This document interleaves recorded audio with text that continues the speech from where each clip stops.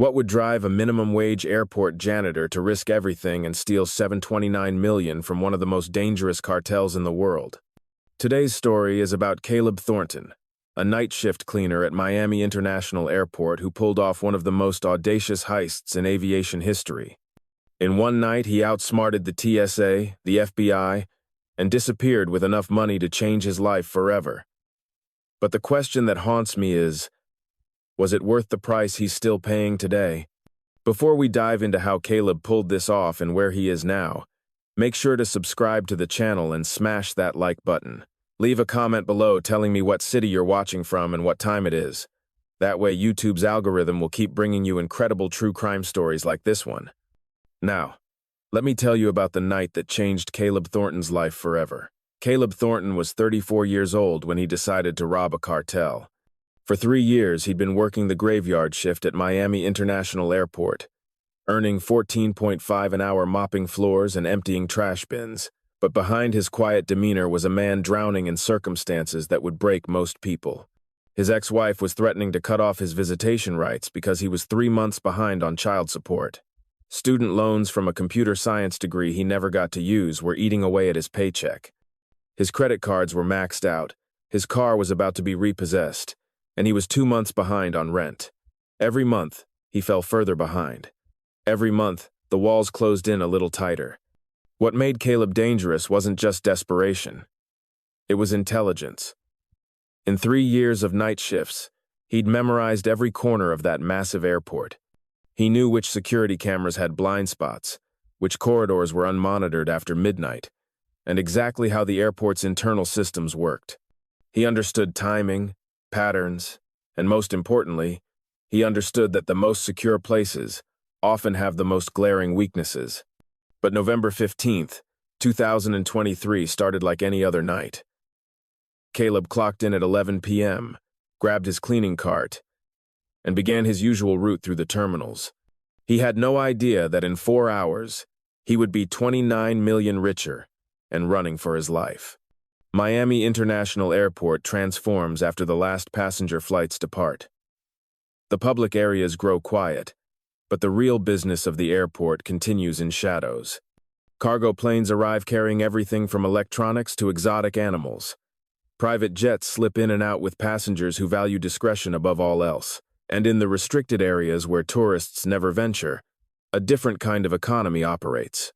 Caleb's route included Terminal H, which housed the private aviation facilities. Unlike commercial terminals, these areas operated with minimal oversight. Wealthy passengers wanted privacy, and that privacy created opportunities for those who knew how to exploit them.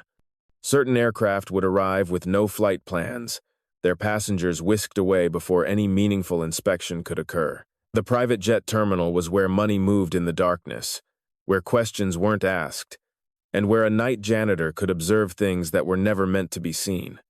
At 2:47 a.m., an unmarked Gulfstream G650 made an emergency landing. The aircraft had no visible registration numbers and had somehow bypassed normal air traffic control protocols. From his position cleaning windows in Terminal H, Caleb watched 6 men in expensive suits rapidly unload the plane. They moved with military precision, transferring dozens of aluminum cases into waiting SUVs. But efficiency bred carelessness. One case fell from a dolly and popped open, spilling its contents across the tarmac. Caleb froze behind his maintenance cart as he witnessed something that defied belief. Stacks of cash, bricks of white powder, and documents with unmistakable cartel logos scattered in the wind. The men frantically collected everything, but not before Caleb saw financial records showing transactions in the hundreds of millions. One of the men, a figure with a distinctive scar across his left cheek, looked directly toward the terminal windows. For a terrifying moment, Caleb thought he'd been spotted, but the man turned away, focused on securing the evidence of their operation. What Caleb had witnessed was a money laundering operation worth more than most people would see in 10 lifetimes, and it was sitting unguarded in a parking lot 200 yards from where he stood. For 4 minutes, Caleb stood motionless, his mind racing through possibilities. His children barely knew him because he couldn't afford the gas money to visit regularly. His entire life had become a series of impossible choices between necessities food or car payments, electricity or child support. But this wasn't an impossible choice.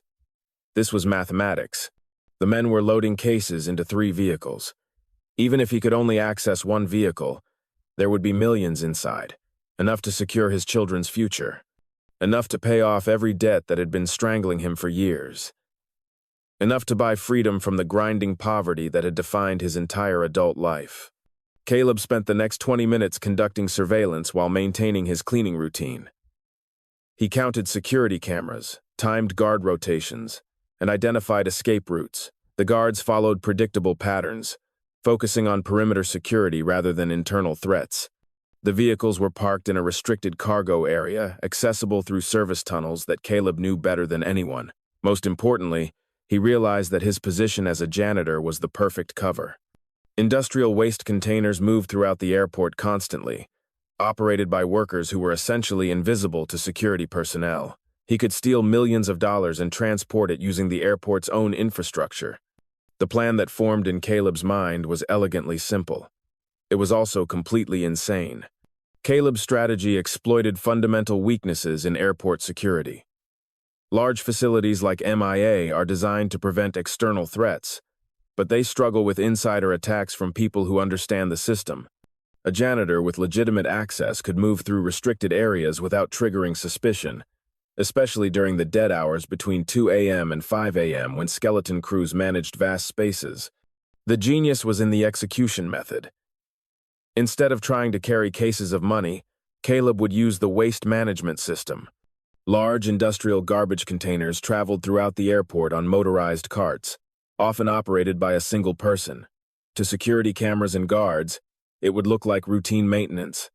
The cartel's vehicles were parked in Cargo Area C, guarded by 2 men who focused on monitoring approaches from outside the airport. They weren't watching for threats that might emerge from service tunnels beneath their feet. Caleb had identified a 6-minute window in the guards' patrol pattern. 6 minutes to access the vehicles, transfer the cases, and disappear back into the tunnels. It seemed impossible. But Caleb had been timing these patterns for months as part of his regular duties. What he didn't know was that he had even less time than he thought. At 3:22 a.m., Caleb pushed his maintenance cart into Service Tunnel C. The tunnel ran directly beneath Cargo Area C, emerging through a service door 40 feet from the first vehicle. His cart was loaded with cleaning supplies and several empty garbage bags that would soon contain more money than most people could imagine. Security footage would later show a figure in maintenance coveralls emerging from the tunnel and approaching the vehicles with practiced efficiency. The guards were at opposite ends of their patrol route, temporarily out of sight. The first vehicle was unlocked, a calculated risk by the cartel, who prioritized quick departure over security. In 90 seconds, Caleb transferred 8 aluminum cases from the SUV to his cart, covering them with garbage bags filled with legitimate waste. To any observer, he was simply a janitor emptying trash bins. But as he loaded the final case, radio chatter crackled through the night air. One of the guards had received a call about suspicious activity in the cargo area. The man was walking directly toward Caleb's position. The guard was 50 feet away when Caleb made a decision that saved his life. Instead of running, he continued working, actually emptying a nearby trash bin while whistling quietly. When the guard approached, Caleb looked up with the practiced indifference of someone doing a thankless job. "Everything okay out here?" the guard asked in Spanish. "Sí, todo bien. Just cleaning up some spilled garbage," Caleb replied. 3 years at MIA had taught him enough Spanish to navigate basic conversations. The guard examined the cart, now loaded with what appeared to be ordinary waste bags, and walked away. He immediately radioed his partner to report a false alarm. But the cartel's paranoia ran deeper than visible security.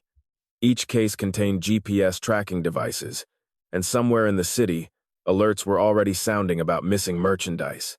At 3:47 a.m., exactly 18 minutes after Caleb had loaded the cases, Miami-Dade police received an anonymous tip about suspicious activity at MIA. The caller reported possible drug trafficking and provided specific details about cargo area locations. Within minutes, police units surrounded the airport. TSA agents activated lockdown protocols. FBI agents who specialized in airport crimes were en route. The entire facility was sealed while investigators searched for evidence of criminal activity. And Caleb was still inside, still working his shift, still moving through the facility with $29 million in stolen money hidden in plain sight. The irony was perfect. As law enforcement swarmed the airport looking for criminals, the actual thief was emptying trash bins and mopping floors, invisible in his ordinary uniform and routine duties. His maintenance cart rolled through corridors filled with federal agents who barely glanced at another airport worker doing his job, but Caleb knew his window was closing. The cartel would soon realize exactly what was missing, and their response would be swift and brutal. He needed to move the money off airport property before the investigation expanded to include every worker on the night shift. This is where Caleb's intimate knowledge of airport operations became crucial. Those industrial waste containers weren't just moved around the facility. They were transported to off-site processing centers by contracted companies that operated on strict schedules. The 4 a.m. pickup from Terminal H was scheduled regardless of security situations. While FBI agents established command posts and began interviewing personnel, Caleb calmly loaded his cart onto the waste management truck driven by an unwitting accomplice. The driver, focused on maintaining his route schedule, barely acknowledged the routine transfer. The truck departed MIA at 4:07 a.m., carrying $29 million in cartel money disguised as airport waste. 23 minutes later, it arrived at Secure Waste Processing, a facility 12 miles from the airport where Caleb had been preparing for this moment longer than anyone realized. 3 weeks earlier, Caleb had obtained a second job at the processing facility, working the 6 a.m. shift under slightly altered documentation. When the truck arrived, his cousin Danny was waiting to help unload containers. Danny had no idea that his helpful relative was orchestrating one of the most audacious thefts in criminal history. By 7 a.m., when Caleb's airport shift officially ended, $29 million was sitting in Storage Unit 247 of Secure Store Miami, registered under a false identity that Caleb had spent months creating. The FBI investigation was massive and ultimately futile. Agents interviewed every airport employee who had worked that night, examined thousands of hours of security footage, and conducted forensic analysis of the cargo area where the theft had occurred. Caleb's interview lasted 45 minutes. He answered questions calmly, even providing helpful information about unusual activity he'd noticed, specifically, suspicious vehicles in the cargo area that he'd been meaning to report. His performance was so convincing that agents thanked him for his cooperation and marked him as a reliable witness. The investigation revealed sophisticated money laundering operations but failed to identify the source of the theft. The cartel, unwilling to admit the extent of their losses, provided minimal cooperation with law enforcement. Several airport officials resigned quietly, and security protocols were enhanced, but the case eventually went cold. What investigators never discovered was that Caleb had been planning this operation for months. The waste facility job, the false identity documents, the detailed surveillance of security patterns, none of it was spontaneous. This wasn't a crime of opportunity. It was a carefully orchestrated operation by someone who understood exactly how the system worked and where its weaknesses lay. Today, Caleb Thornton lives under an assumed identity in a country that doesn't extradite to the United States. He used approximately $2 million to purchase new documentation and establish residency, leaving the vast majority of the stolen money for its intended purpose. His ex-wife received substantial anonymous child support payments that allowed her to drop legal proceedings and provide stability for their children. He paid off his own student loans and those of his younger sister, who had been struggling with her nursing degree. Anonymous donations appeared in the accounts of several families in his old neighborhood, helping them avoid eviction and keep their utilities connected. But the cost of Caleb's freedom extends beyond money. He will never see his children grow up. He cannot be there for birthdays, graduations, or any of the moments that matter. He exists in a permanent state of exile, financially secure but personally devastated. The cartel eventually wrote off their losses rather than continue an expensive search. Criminal organizations are businesses, and the cost of revenge sometimes exceeds its strategic value. But Caleb knows that certain debts are never forgiven, only temporarily forgotten. In our correspondence, he described his current existence as solving one problem by creating others I hadn't anticipated. The money freed him from poverty but imprisoned him in isolation. He saved his family while destroying his place within it. The investigation revealed troubling questions about airport security and the underground economy that operates within supposedly secure facilities. But perhaps the most disturbing aspect is how many others might be in similar situations. Ordinary people working in sensitive positions, facing impossible choices between legal poverty and illegal solutions. As for Caleb himself, he's still out there somewhere, living with the consequences of 4 minutes that changed everything. He'll never be caught. Too much time has passed, too many trails have gone cold, and too many people prefer this story remain buried. But his case serves as a reminder that sometimes the most impossible crimes are committed not by professional criminals, but by ordinary people who have nothing left to lose. So here's what I want to know from you. Do you think Caleb Thornton is a criminal mastermind, or just a desperate man who saw an opportunity? Was what he did justified given his circumstances, or did he cross a line that should never be crossed? Leave your thoughts in the comments below. And if you want to hear more stories about ordinary people who did extraordinary things, both good and bad, make sure you're subscribed because I have some cases coming up that will blow your mind. The line between hero and villain is often thinner than we think.